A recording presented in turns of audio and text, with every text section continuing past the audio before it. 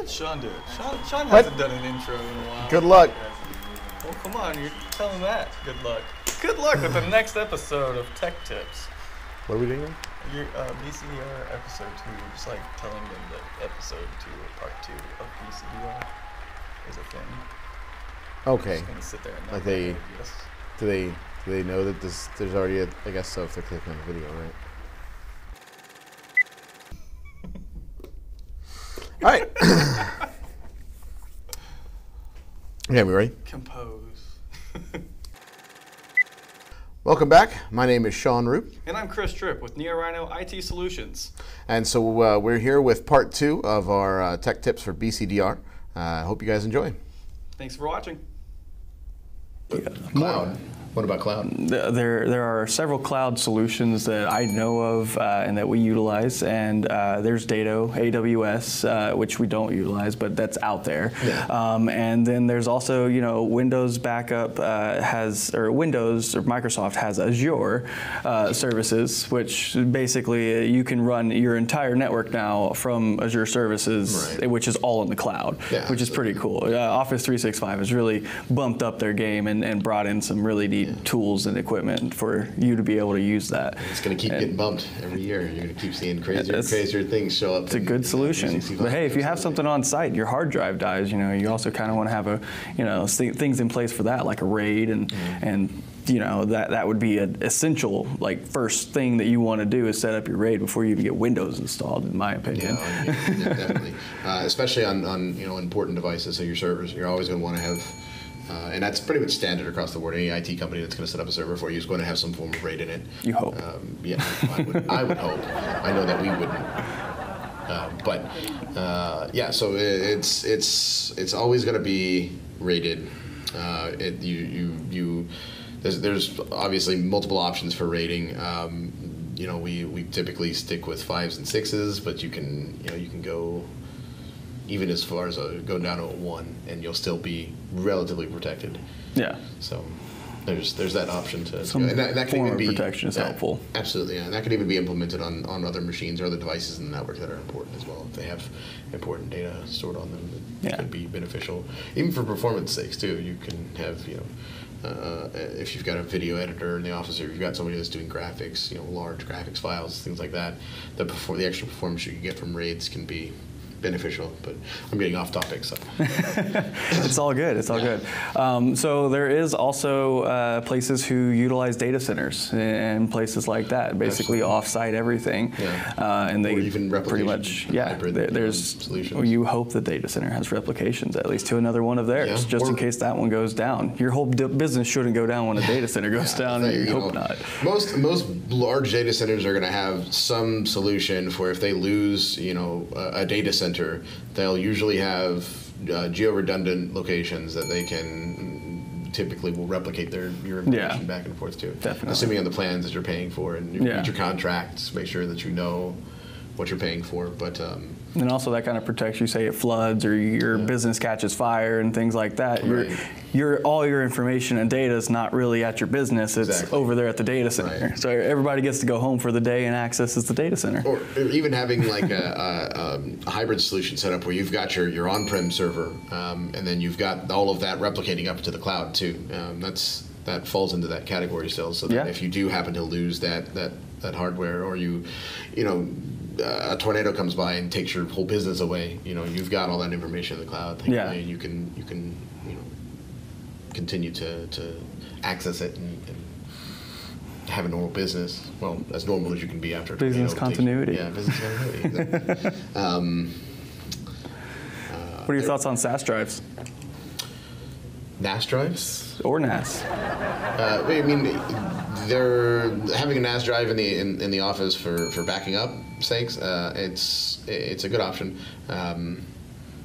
I like to see them where they have a cloud solution on them as well, where they will store their data up into the ether essentially. But you can use them for backup purposes as well. But it's kind of like having a better version of that on-site external drive. Yeah. But that sometimes those NAS can give you a little more reliability, and you kind of have a choice of what what type of drives you put into them, so you can have more business grade, server grade equipment in there, so that your rate of failure is lower, but nothing's ever 100%. And then a lot of that's really dependent on cost effectiveness of, hey, what can I do? The cloud's really expensive, or some of them aren't, but the solutions that I found are, but there's this NAS drive or drives over here that I can use. And so there's always the determining factor. There's the debate on, is it cost effective to our business to implement something along those lines? Exactly. And so you always want to, you never want to overspend on a solution that just doesn't make sense for your company. You know, if a Fortune 500 company has, you know, huge amounts of servers and crazy amounts of RAID drives and huge NAS units, and then everything's replicated in multiple clouds, that's great. They can afford that kind of thing. A smaller to medium-sized business is not going to be able to. I mean, unless you're doing successful and, you know, super successful, and, you know, it's great. But a lot of times you're not going to have the budget for that kind of stuff. Yeah. So having a budget-wise good backup solution in place is always important for your data. So, for your data, it's important. So definitely don't think of it as something that you can really cut down budget on. Find something else. Cut something else in the company. Make sure that your backups are good. Yes, sir. So softwares. So I know there's software as a service is a definite thing, and then for myself, whenever you're ordering software or getting software, it'd be good to make sure it's either downloadable online, or if it comes in a hard disk of some form, to make sure that's saved in a location that's something that's really good, and then also make sure you save that license key. The license key is going to be super important to maintain, because if the computer running it needs to be replaced for any reason, it's the main backbone of your company, that software, and you don't have the key, you have to go rebuy it. Right. Oh, yeah. Absolutely. AutoCAD's $600 to $800 to my knowledge. Or even you know, look at the subscription services that are out there now. All of the SaaS options for things, even like your Office applications, Adobe. You know, everybody's moving to a subscription service now. It makes it so much easier, because you've just got to worry about documenting that username and password and making sure that everyone has, or the people that need to have access to it. Never have one person have everything, obviously. You want to make sure that at least someone else knows, that way in case that person, you know, something happens to that individual, you're not all running around like, oh, we don't have anything now. So exactly. Even just like a documentation software, you know, we have pretty good documentation software here. Yeah. And we do save our configs, right? To our documentation software. Yeah. Configs, network maps. Easily referenceable. Just search up the name and you're good to go. Pull it down, get them up and running. And a lot less time than having to reconfigure everything and get it all going. 100%.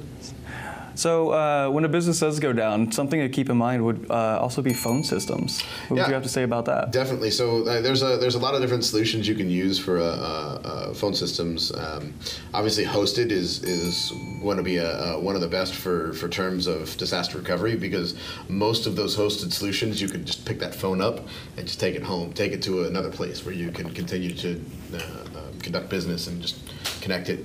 Boom, you're up, you're running, you're good to go. So it's like a phone server on a cloud. Yeah, essentially that's exactly what it is. You've got a PBX host set up in the cloud that you can take and connect those phones really anywhere, and it's functional. So that's good. You can also look at doing carrier level failover. So we have a carrier that we use. We can put in essentially on each individual phone number that we have for a client. We can go in and put in a failover cell phone or a landline, or just any number that you'd want to ring. If that carrier can't reach your system, it will then forward those calls off. So, and it's done automatically. So that's pretty useful. You can even have like a mobile phone solution ready to go. So like we have, for instance, we have our Nomad unit, which we talk about in other videos, but so we won't touch on it too much here. But that can be set up as just a portable phone system. You can just, okay, everything's down. All right, cool. Pick it up, walk out, set it up somewhere, connect the phones to it. You're good to go. Yeah, and also clients are able to call you, and you're able to contact your vendors and make sure all that business continuity stays in place. Absolutely. And you're able to maintain business even remotely. You don't need the building, you just need the data and the ability to contact everybody. Right. So essentially, all in all, that's what the biggest message that we're trying to pass out here is the fact that business continuity will rely on you maintaining access and backup to your data, and because your backups will be your access if your hard drives ever fail or if you're not on the cloud or anything like that. And then there's also the preventative maintenance portion of it. Make sure that you don't have to run into these problems in the future and or even in the moment. So a lot of people, from what I've seen, actually implement these things after it's happened. Right. They're like, oh no, this is destroyed my network, and we should have implemented this. It's we run into it a lot, especially coming from, we were kind of a smaller shop back 4 or 5 years ago, so we'd get a lot of the smaller clients within our area, and we'd see it constantly. It's never a problem until it's a problem. Yeah. Right. It's everything's fine. We don't have to worry about back. It's fine. Boom, hurricane hits. All of a sudden. Yeah. What's happening? We can't work. Yeah. So it's the devastation of Harvey. Recent things. Yeah. So definitely something to keep in mind. Yeah, absolutely. Mother Nature does not choose; it just does. That's my number one assessment when we look at new clients is looking at what their BCDR solutions are. What they have in place, all the policies and procedures. The BC stuff, that's usually more internal to the company, but we can still, we're still relatively knowledgeable with it. And we have our own BC set up here in the office too, so we can give you tips and stuff for that as well. But we really want to focus on, at least in consulting, DR is really my main point of focus, because I want to make sure that network continuity and backups are solid. Yeah, definitely. So secondary ISPs and backups are your main purpose, your main thing you want to implement when you inherit a company. Yeah, or even like having your network devices, having like a mesh network in place, having you have a spare piece of equipment sitting on the floor, sitting in a box, sitting in storage somewhere. Yeah. That'll do it'll do its job, but it'll take time to implement that device once the other device fails. So if you set them up in tandem, it's gonna take more time, it's gonna take more equipment, it's gonna take more cabling costs, it's gonna cost more. But if it's really important to you to have that functionality within your network at all times, the redundancy of a mesh network switching, would be a mesh network, especially when it comes to your switching and having redundant switches and just to make sure you never have downtime, basically, or have as little limit. No, yes, you want to limit your downtime. Have as little downtime as possible. Essentially, for sure. That's pretty big. So I agree. Yeah. In that case, can you think of anything else really? Just make it a priority. We like to treat our clients, like their business is our business. So we always make it a priority to make sure that your BCDR is set in place. But make sure that you make it a priority as well, because you obviously you control the budget. You have the ultimate say in whether or not these solutions are implemented. So just keep that in the front of your mind, when you're going over these budgets and plans and things like that. This is really important. It's not something that you should put on the back burner. Yeah, I agree completely. And if not the front of the mind, put it in the middle, but never at the back. Yeah, never at the back. Especially with it being we're in June now, so we're getting to be hurricane season. Yeah, hurricane season is here. It's here, so now more than ever is that time. Hey, look at your backups. Yeah. When was the last time somebody checked? You have an internal IT department. Do they check your backups daily? Yeah. Weekly? Do you have an MSP like neoRhino or some other company that will handle that? And just having one in general is definitely a handy thing to have. Absolutely. I can't speak for other MSPs, but as neoRhino will go in and check. Assuming you have an agent you're paying for an agent to monitor your network and your servers, we'll go in and confirm the backup status.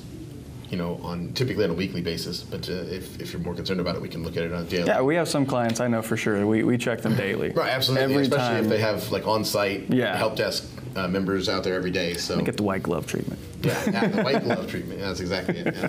So, but yeah, that's pretty much it. Yes, sir. Well, cool. Well, with that, I'd say that concludes this video. Yeah, absolutely. However you want to say it. I probably just finish after thanks for watching, honestly. Yeah, thanks for watching. Yeah. We just, I want to like tagline. Perfect. Thanks for watching. Yeah. So with that, I'm Sean Roop. And I'm Chris Tripp. And we're with neoRhino, and we manage your technology so you can manage your business. Thank you for watching. Thank you.